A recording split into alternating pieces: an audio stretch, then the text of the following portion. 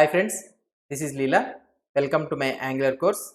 In the previous video, we have seen the basic understanding of the observables, and also we have seen the observable what is present in the rxjs inbuilt observable, and also we have seen the inbuilt observables present in the Angular that ships with the Angular. So that is route.data, route.params, and these all the things HTTP. So we will in the future we will learn about the HTTP request. These are also the observables that ships with along with the Angular. And this interval is also an observable that ships with the rxjs. Okay, here you will be able to see this one. So up to now we have used the observables that is already shipped with us, okay, with Angular or with rxjs. Now what we will try to do is we will try to develop our own custom observable. Okay, so we will implement the same interval concept. Interval concept, what it is doing, for every second it is incrementing the count and it is sending the count. So we will try to develop the same observable with our own custom code.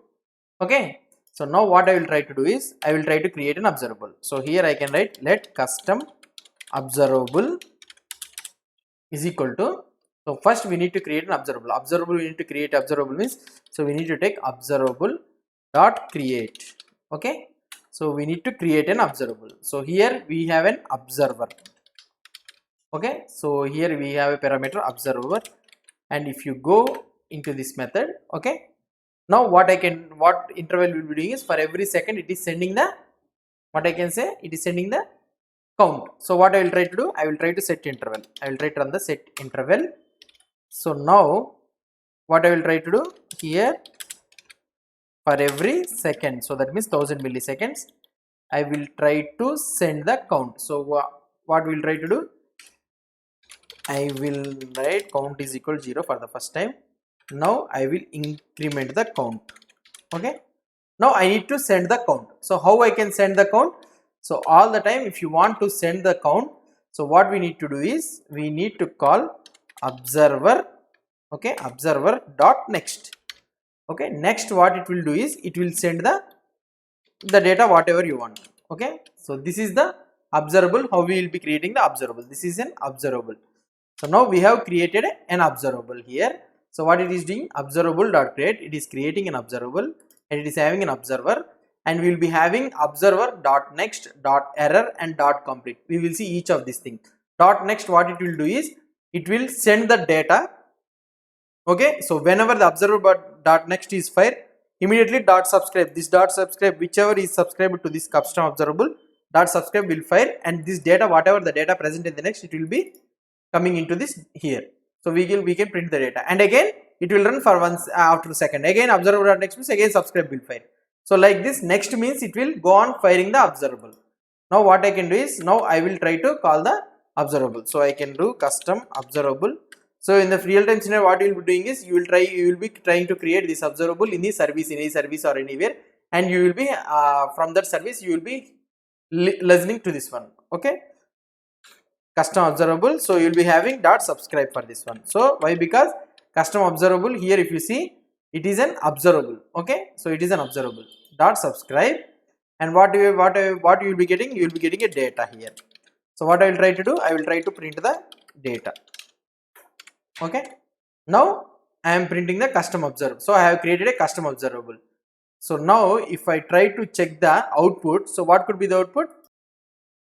Let's check the output. So here if I check, now if I refresh the output here,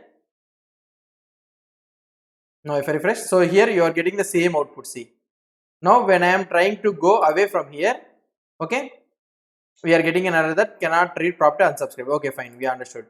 So why? Because means, so here we are having internal subscribe, unsubscribe, right? So we have removed that one. So what we will try to do is we will comment out this one for the time being. Okay, now it will refresh, let it refresh the code. So now observable has been fired.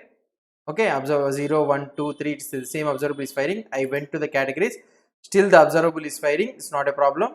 So now what I will try to do, I will clear the, so now when I go to home, again a new observable is created. Same like interval, whatever the interval, how the interval is behaving, the same thing how we have developed our custom observable also behaving the same way. See, now how we can stop this custom observable? The same concept. So what you can do is, so you can store this internal subscription in this variable, the custom observable. Okay, and we can do the same thing. So if I refresh this one, Now here, so it is firing.